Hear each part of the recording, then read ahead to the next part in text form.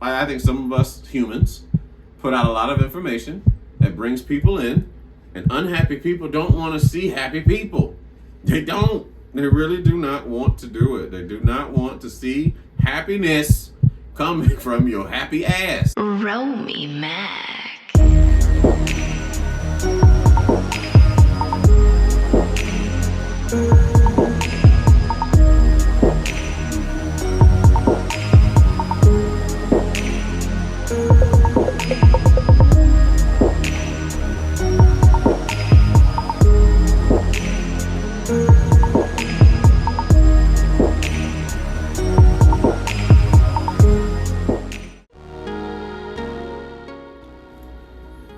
What's a time where you doubted yourself and still overcame that obstacle? I don't know if there's enough time. There's so many of those because of the grooming that coming from people that tend to doubt their own powers in life. I'll say that I seriously doubted myself that I would ever be able to get over the fact that I was a people pleaser, that I was going to do what everybody else wanted me to do for fear of losing them, for fear of losing what I deemed to be love was. And I took a fucking risk and just started to work from within. Yeah. I started to seek shit from within. I started to get more in tune with this thing called the universe. And I would hear from people all the time. I'll never hear you talk about God or whatever. You always talk about that damn universe. Whose universe is it, motherfucker? And the God I serve is not insecure. He don't need for me to talk about him. He's God. What the fuck are we talking about here? But anyway, yes. So sitting with myself one time, it was after after a series of events. It was the last actual relationship that I was in. It was some family-oriented stuff that was going on. It was where I was in life with the job. It was financial issues. And the only person that I had to hold accountable for was me. That's what I started to do. I mean, it was literally therapy. I was waiting for everybody else to make moves that I wanted them to make instead of just focusing on the part of which I have control of, which is me and my part in the shit. You only control your half of every relationship that you're in, no matter who that is.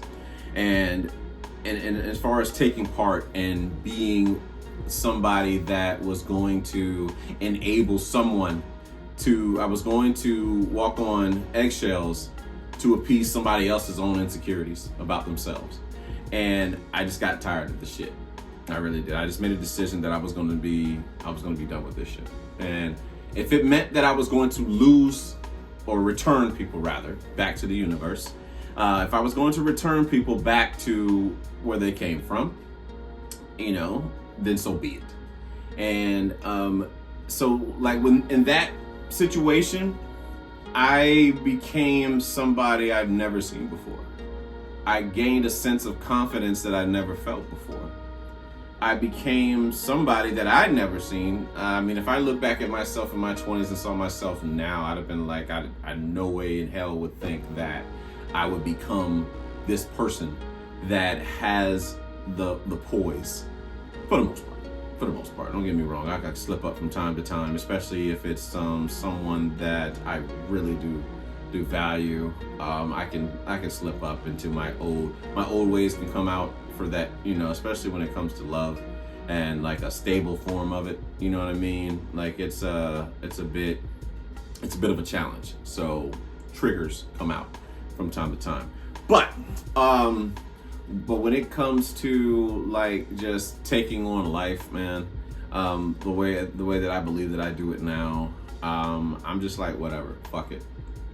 If they leave, they leave type thing. And not on some self-sabotage shit, but on some I'm going to decide that I'm building something. I'm going to build this kingdom that only I can see.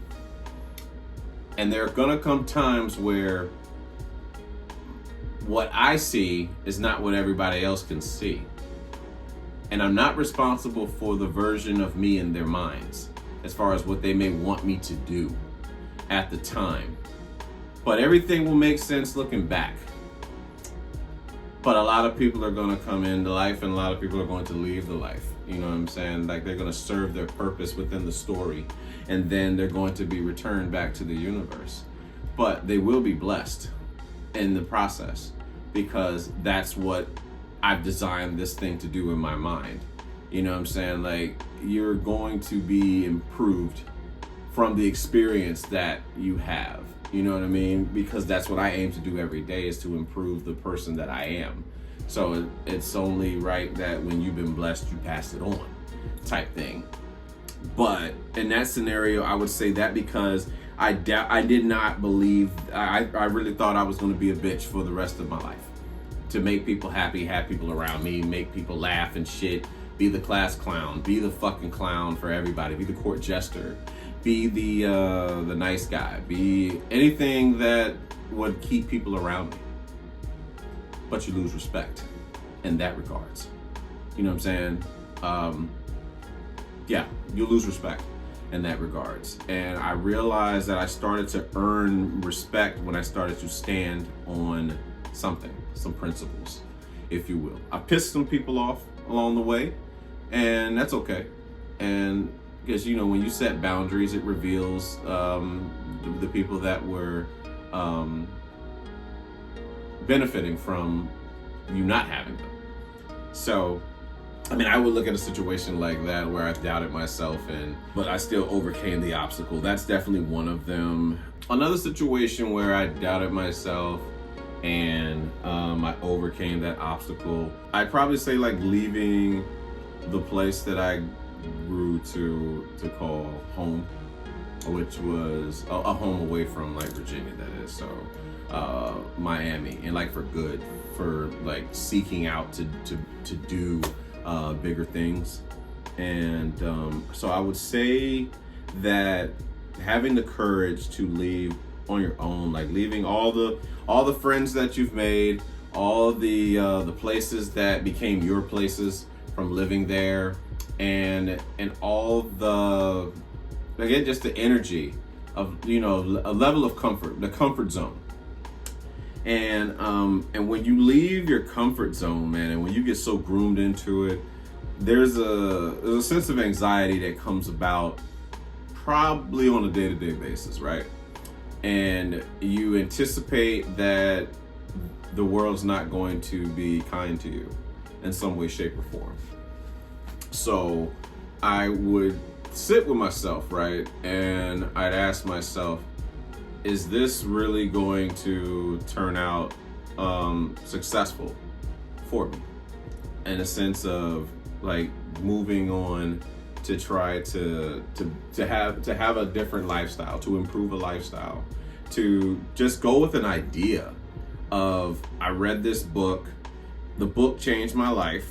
Now I want to create this life based off of reading said book. Rich Dad, Poor Dad, by the way. Robert Kiyosaki book. Very cheap book. You can find it for like $10 on Amazon, or you can go to Five Below. More than likely it's there, right next to Four Agreements by Don Miguel Ruiz, another book that changed my life.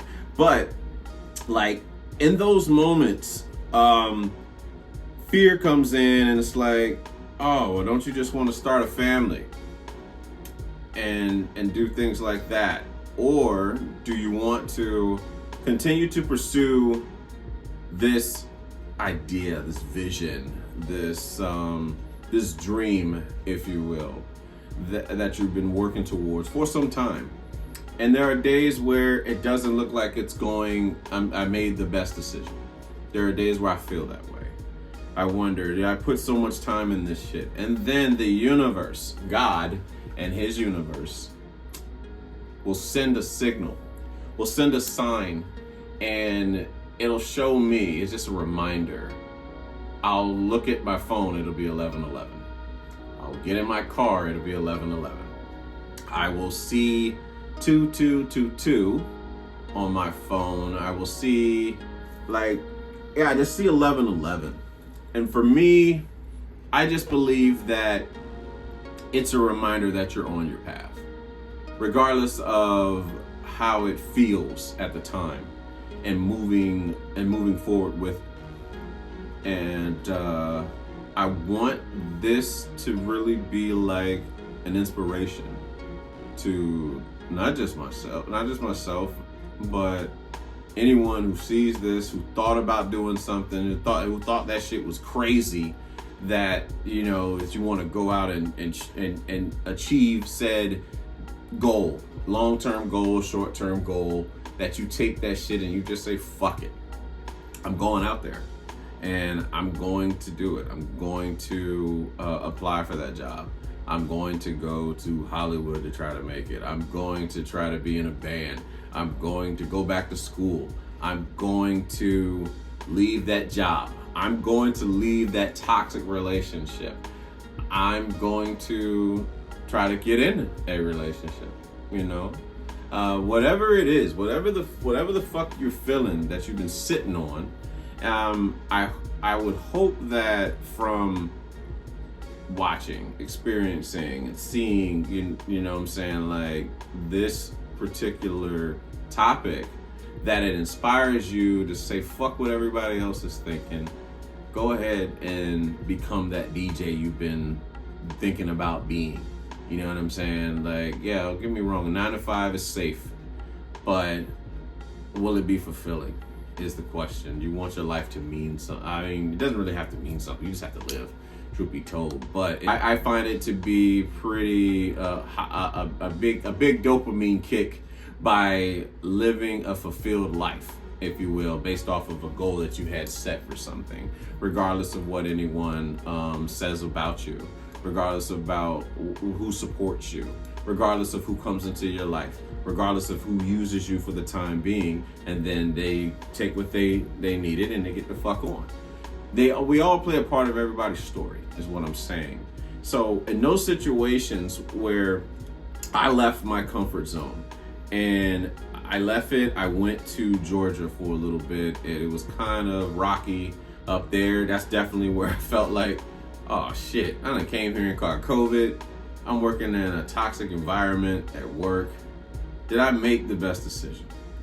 And then, by the sheer grace of God and his universe, I aligned myself with certain personalities. We were in similar situations and we were actually there. We became a brotherhood because of it. You know what I'm saying? And because of that, then here comes the opportunities that would then come after that.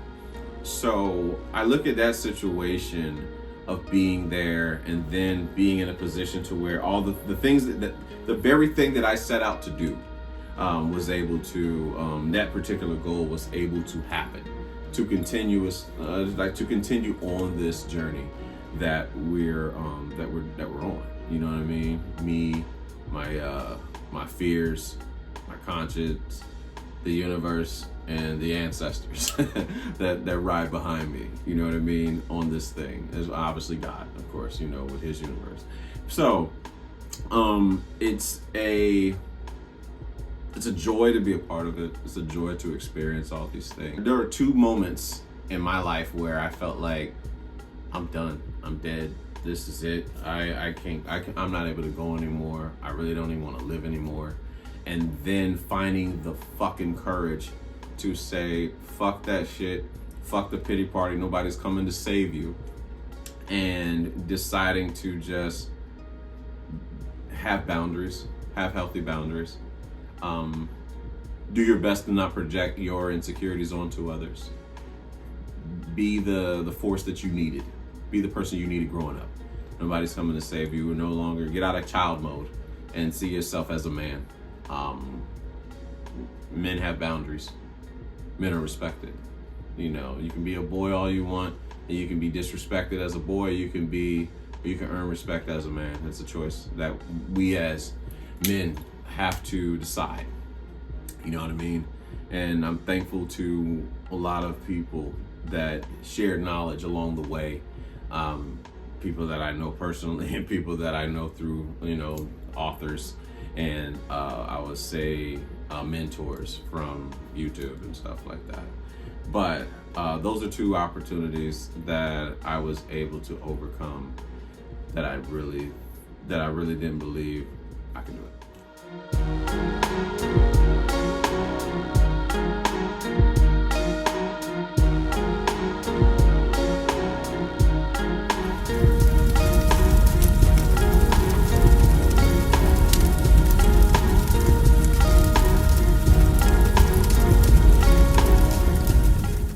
What are some misconceptions men have about women and misconceptions women have about men? To me, let's go ahead and get us out the way. The misconception that we as men have is that women want us to fix when they come to talk to us about venting. We think that y'all want us to fix the shit. No. Don't get me wrong. There's some toxic women out there that really do want you to fix their fucking life. They think they want to be the center of the fucking universe. Or there's a nice term for them. You know what I'm saying? The narcissists. They really do want you to fix their fucking life. They want you to be there at every waking moment, for every accolade that goes on, every random thought and shit. And it's draining as fuck. It is. It's draining. It's just super fucking draining. But they will, you know, the concept that some of us men believe that some women want us to fix when they come to us to vent about something. And I've learned over experience, especially in the beta days, trying to fix shit is a recipe for disaster. It's not about fixing, because we think logically, right? But I go back to the foundation of what changed everything for me. You know, my best friend's therapist teaching that to be seen, heard, and loved. That's really it. So to be seen, heard, and loved is if that's the misconception, then this is the conception of that. To be seen, heard, and loved is what I believe women would want from the man that they value, that they trust enough to come with this shit, right? But us as men, it's like, yo, man, my tire broke. All right, I got the tools to fix it. Let me go do it. Bam, we out of the situation. But in this situation, it's like, the tire's fucked up. Okay, well, how did it feel when you had the tire, get fucked up? It's not necessarily wanting you to fix it. It's essentially just being there, right? You know, like the secret of being a parent is what I would call that. So interesting enough, all of us that have become parents, we've overcomplicated this shit, especially ones that had to be a parent from long distance. And the only thing that a child has ever wanted, not the only thing, because you know them motherfuckers never satisfied, but you get what I mean. The only thing that was really required, I believe, was just being there, bro. That was it, just being there. So getting back to the misconception, I like to bounce around on various ideas that come in my mind, but the misconception that we believe that women want us to fix things when they bring to our attention. No. Depending on the situation, now, if it's a mechanical issue, maybe like a fixed thing. But like when something that a woman is frustrated with, yeah, that's the proper term. When a woman comes with something that is frustrating, what the misconception is that we are to fix it when it's just to be understood. And it took a while to understand that whole concept, because we're trying to fix the shit so we can go back to the peace. But the beauty of some women, some of them do it in a healthy way, but they allow themselves to feel what it is. You know what I'm saying? That's like essentially bothering them, that they're not able to come to grips with. So again, it's lack of knowledge, if you will. Because we tend to get pissed off when we don't understand something. The more knowledge we gain on something, the less upset that we get. So, I mean, the wise thing to do, one of the things that we can do is to learn, continuously learn, study human behaviors as much as possible. Another misconception that men have about women. The misconception that men have about women is that women all they want to do is they want to be the masculine one in the relationship. Right? Now, there's some truth to it, but it's deeper than the surface. In my mind, this is my perspective on this. You know what I'm saying? Like, it's not a right or wrong thing. This is merely just Romy Mac's perspective on this concept of a woman wanting to be the masculine one, wanting to do trying to do every fucking thing in the relationship. Now, this is why I say it's much deeper, because I believe it's nothing but trauma. And trauma creates some of the best micromanagers that you've ever seen on this earth. And because it's growing up in a situation probably where you weren't allowed to make many mistakes. So you want to ensure that this shit gets done effectively, because a lot of us that weren't allowed to, and not just women, I would say both, even sons too, raised with the idea that if you make a mistake, that love will be removed from you, right? So if indeed I can see that I can do the job better than you at the time, I'm going to try to step in and do it. You know what I mean? As if I'm helping. The issue that I believe that comes from, to follow said thing is that some of us become very codependent and used to someone doing shit for them.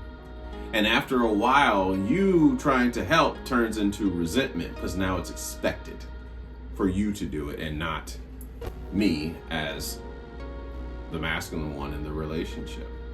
You know what I'm saying?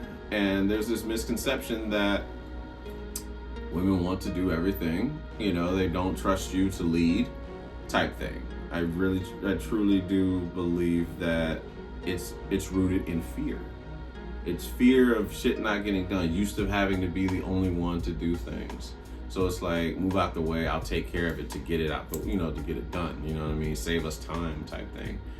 However, it's about allowing us to step into our roles and show that we can do it.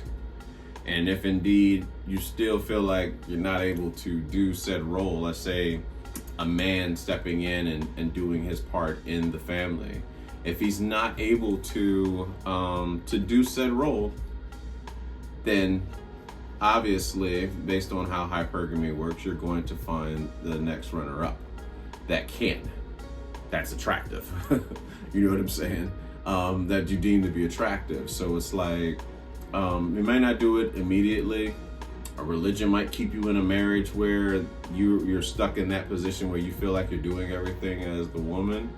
But in hindsight, I believe that you would rather be with someone who actually did it, who actually could step into that and do that. Does that make you a bad person or a good person because you feel said way? No. It's wanting to get things done. It's like, is this like my best option? And that's something that for us men to have to accept. It's science, you know what I'm saying? It's like, it's hard to argue with the science of the situation, you know what I'm saying? Don't get me wrong. I find love to be a beautiful thing, especially if you find yourself in it. But love isn't enough to keep a relationship. It's not. Ask all the broke niggas where their wives go to work and they home playing video games, or they're home doing whatever, and their wives are out working and they come home and they ain't done shit. You see if there's still you see if there's love at the end of that. But that misconception, you know what I'm saying? The point I'm driving home about this misconception that women want to do everything. No, it's a matter of trust, and they just want to ensure that the thing gets done. Is really what it is. So it's like knowing how to lead. And we live in a society where it's not, you know, our women tend to have more poise and more leadership skills than their men. You know what I mean? Because opposites attract. So if you're operating in your masculine and you're trying to lead, guess what you're attracting, or guess what you're turning the man into? He's going to become the opposite, so that the balance can be there. And what I'm saying to you is allowing a man to step up into his role as leader, as the leader of a relationship. Because if indeed the woman is the leader of the relationship, then she has a grown child. Because what does he do? Why would you want to be? I mean, you can do all that shit without a grown person, without a grown man in your life to do it.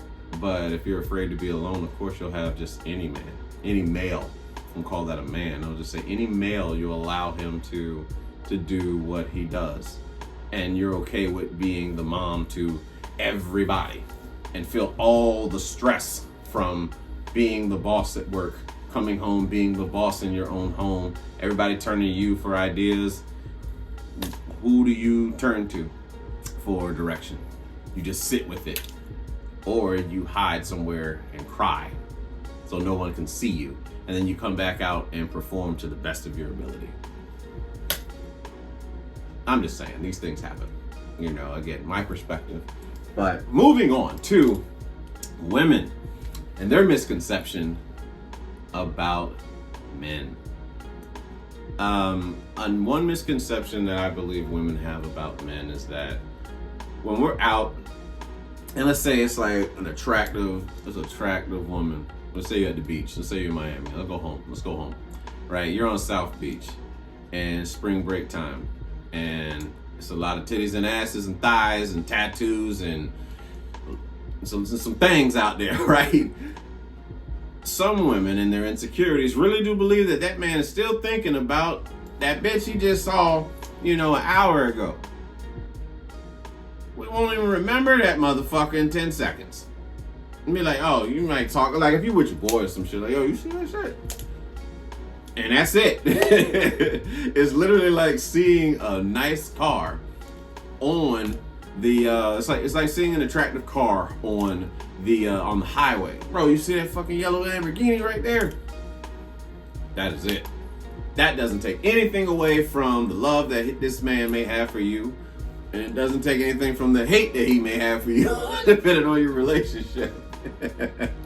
But what I'm saying is that we're not holding on to that shit. I would say most of us men with shit to do with our lives, we're not holding on. I mean, there's some men are, and I really do send them positive and healing energy to get through that, because more than likely they believe that they're trapped in a situation they don't want to be in. So they don't know. Commonly, I believe they don't know how to speak up and say how they feel about the individual that they're with. They got issues, got communication issues, and that makes them human. But it's like recognizing that. But the misconception that when we see like a bad bitch for real, when we see like a bad bitch in the club and like at the whatever, you know what I'm saying? It's literally, it's about as held on and thought as looking at, I don't know, maybe seeing Kim Kardashian like on TV or whoever. Who's one of these new girls? Megan, not new girls, but Saweetie, Cardi B, any of them. You know what I'm saying? That like flaunt their assets just a little bit. Not holding on to that shit. It's literally like, oh shit, damn, that was bad. Like being in a grocery store, like, the fuck, you see that? You see that shit? You know, but I believe I think that passes so fast you don't even remember that shit. And especially in today's society where information is drawn at us all the time because of these damn cell phones.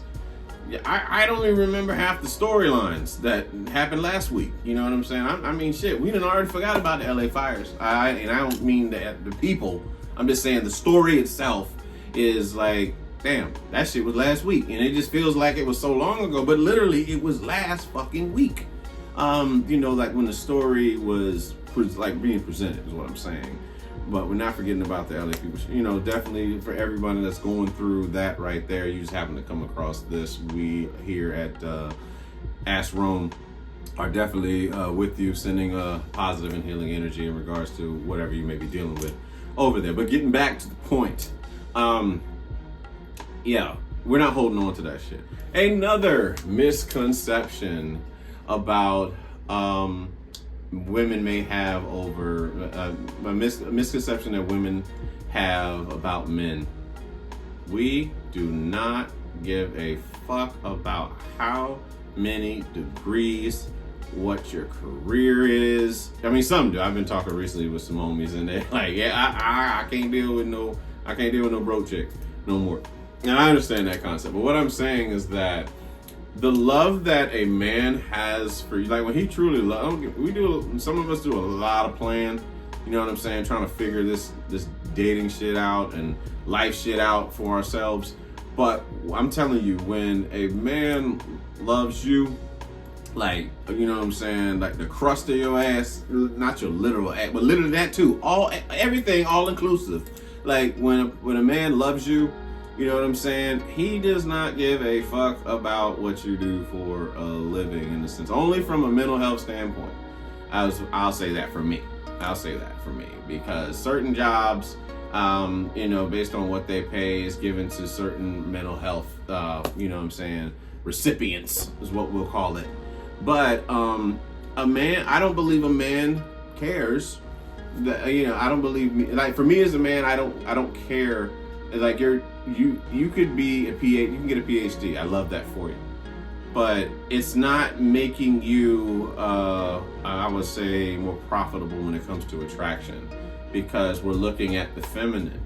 The goals that you're achieving, all of that, that's more of operating in like the masculine to me. You know what I'm saying? And there's nothing wrong. Like I said, there's nothing wrong with that, especially like from a work standpoint, for a woman to have, for using her masculine energy, her skills and masculinity to you know what I'm saying, to rise above, by all means do so. But when it comes to like what I believe what a man, like what I would say, what I believe a man is looking for when it comes to a woman is, again, that nurturing skill that a woman has. You know what I'm saying? Her ability to trust you to lead. By far is that's one of the sexiest things I find in a woman. It's her ability to trust a man to lead. You know what I'm saying? And the complete opposite is the turnoff. The lack of trust in that. Now, don't get me wrong. There are some that don't know how, and it's understandable why you would want to. But if indeed that you are involved with somebody who does not know how to lead, you doing it is not going to help him at all. It's literally like you're taking the test for him, but he has yet to prove himself to understand this curriculum that we're in.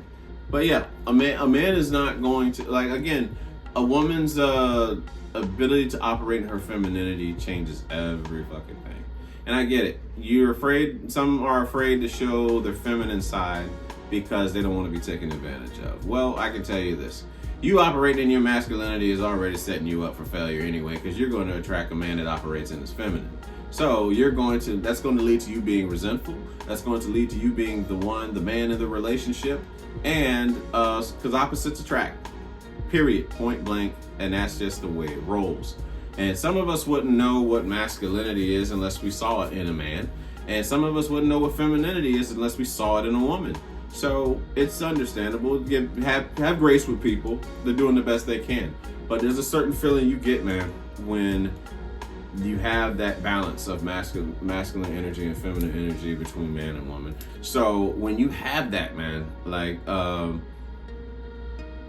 it's very attractive. Like I said, it's a very attractive thing, I think, on both ends. I truly believe that, and I don't want to speak for women, but I do believe that a woman loves a man that knows how to lead. And I believe a man loves a woman who knows how to submit to leadership.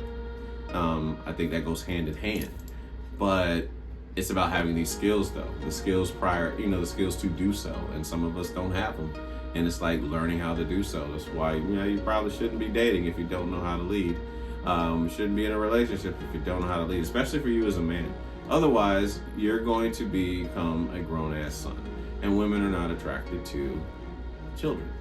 You know what I'm saying? They're not attracted to little boys. They're attracted to men. They might love little boys. They have sons. But as far as the attraction goes, and I believe attraction is what keeps a relationship thriving. Any form of relationship that you're in, situationships, relationships, marriages, affairs, whatever you're doing, attraction is keeping it going. Okay, attraction is the part that's doing it. Love, yeah, like I said, you love your mom, you love your dad, you love your brothers and sisters. Most of us are not attracted to them. So to have somebody who behaves like a son, or somebody who behaves like a daughter to us, it's going to lose its sense of attraction, because now I feel like I'm doing work for you instead of the balance. I mean, I have to do my part and you do yours. I have to operate in my masculine, you operate in your feminine. But said a lot. So for what I say, about this is that these are my thoughts on what men have about women and what women have about men.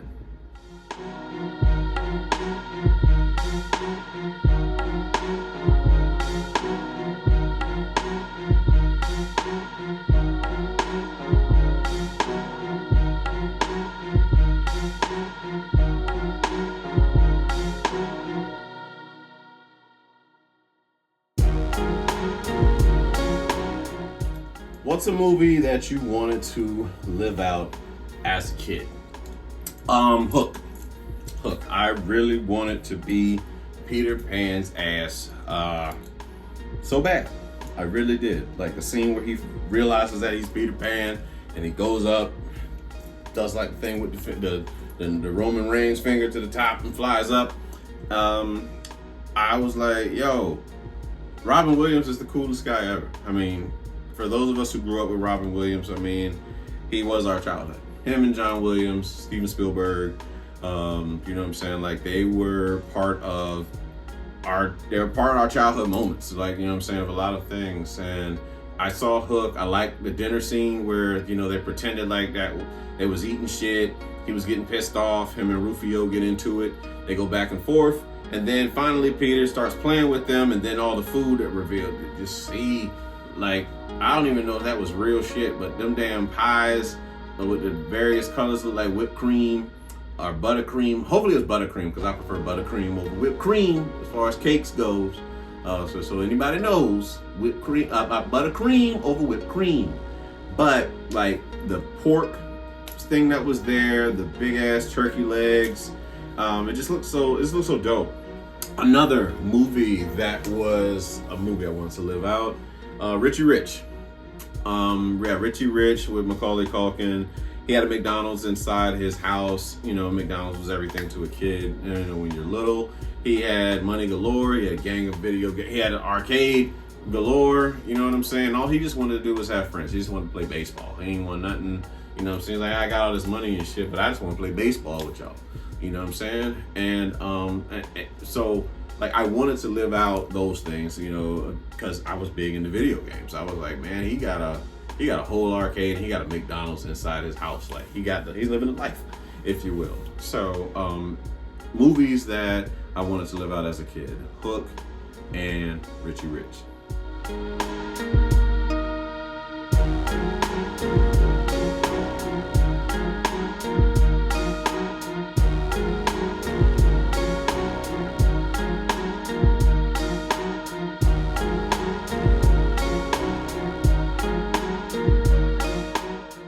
How do you feel about promoting one's relationship online?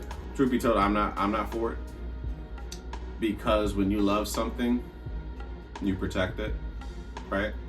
It's not to say that you don't protect it, but I mean, you're more at risk to people putting their opinions in on your relationship that they wouldn't be able to if you didn't give it to them.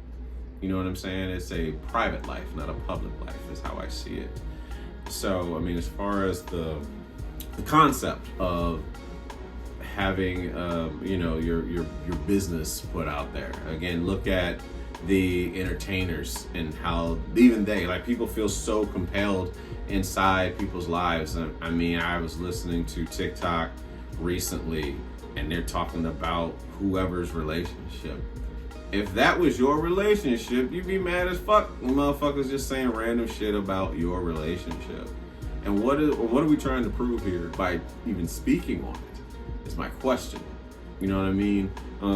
Well, some people like that. You know, I believe that some people have their reasons for whatever why they like to promote said relationship, and it's not for me to say whether that's a good or bad thing. I do know that promoting one's relationship out there brings in a lot of unnecessary drama, unnecessary conflict, unnecessary exchanges with people who are showing their ignorance by the things that they say, because they don't have a life, so they can definitely tell you how to live yours because they have it all figured out in their life. You know what I'm saying? They can tell you about your relationship. They can tell you the type of guy that you're dating. They can tell you about the type of woman that you're dating.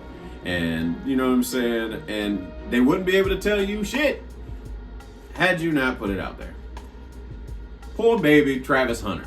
You know what I'm saying? Like, he been with that girl for I don't know how long. And we don't know these motherfuckers personally. We don't. I mean, use all the Trump hands and shit. We don't know all the ins and outs of this young man's relationship with this young lady. However, we all have opinions, and some celebrities are going as far as posting videos on TikTok about their situation. If you really cared, why didn't you talk to him directly? Why didn't you inbox him? Why does it have to be online? Don't act like you care about this nigga and his situation. You don't give a fuck.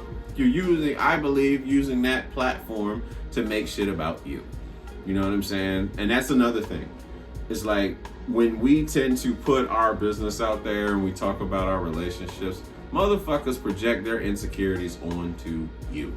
And they try to say what they would do in this situation. They try to say, oh, you know, this guy is this woman is that, all this other shit. You know what I'm saying? And some of us believe them, you know, and very well it might have some accuracy to what's being said. However, it's up to us to make those decisions, you know, for ourselves, if you will. But yes, you know, putting people shit out there. There are some people that are really unhappy, and you have to be very, very mindful about sharing your success with unhappy and unlucky people, because they are that's what they do. The unhappy does unhappy things. Okay, just don't be surprised. You go around people who are unhappy, and they do unhappy things.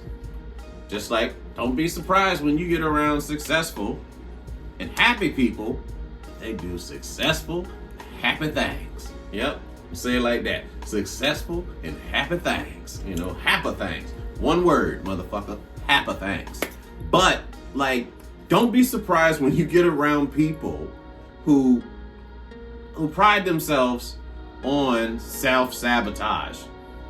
And self-sabotage, they get their cup filled up so much, don't be surprised when that shit starts falling onto you. And that they attempt to sabotage you as well. They try to take you down with the motherfucking ship. So, I mean, I think that's dope, especially like if a woman really feels, I would say a certain way about you. However, letting certain people in, like to the ins and outs of a relationship, I am not a fan of. I am not at all, because if I don't give you the ammunition, you're not able to shoot me. You know what I'm saying? But a lot of us I think some of us humans put out a lot of information that brings people in, and unhappy people don't want to see happy people. They don't. They really do not want to do it. They do not want to see happiness coming from your happy ass. It's like, no, your life is fucked up. My life's fucked up. I want everybody life fucked up to be able to talk about it. But when you try to improve yourself and those same people see you improving yourself, oh no, I'm afraid now. I fear losing the version of this person I thought they were. You know what I'm saying, in my mind. So I have to keep them at level with me. I want you to do better. I just don't want you doing better than me. Concept, if you will. So I think that a lot of times being on social media, you can get lost in the sauce.